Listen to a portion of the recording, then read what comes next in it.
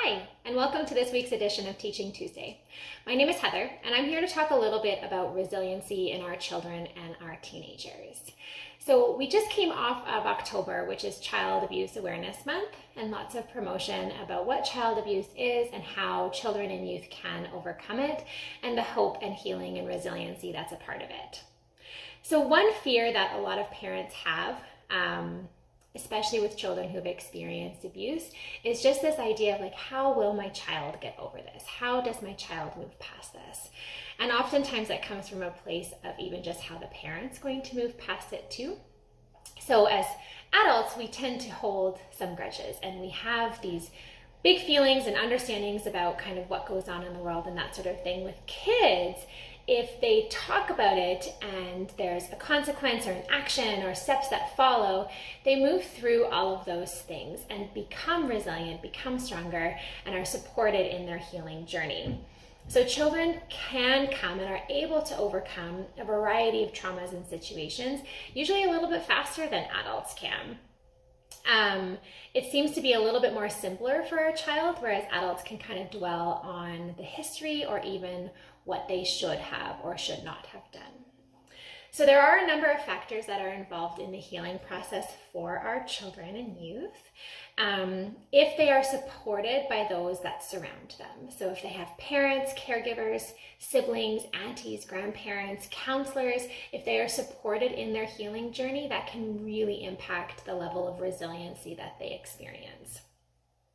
When they experience that their feelings are important, so their feelings are validated and that they will be listened to. So an example of that would be, it's okay to feel sad, or it's okay to miss someone. It's okay to feel happy, it's okay to laugh. So just that validation that what they're experiencing in that moment is okay. When children and adolescents get messages that they are so much more than what happened to them.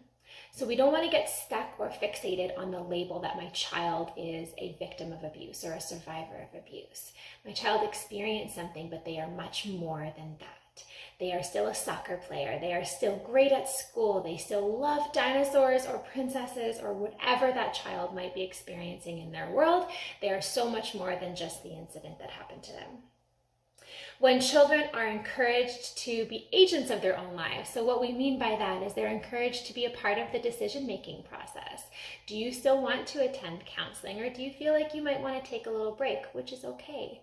Sometimes counseling can happen in plateaus, so we go for a few sessions and then we do need a break, and then something new shifts in our worlds, or we age or mature a little bit more, and we need counseling kind of all over again. So that's okay to kind of go through.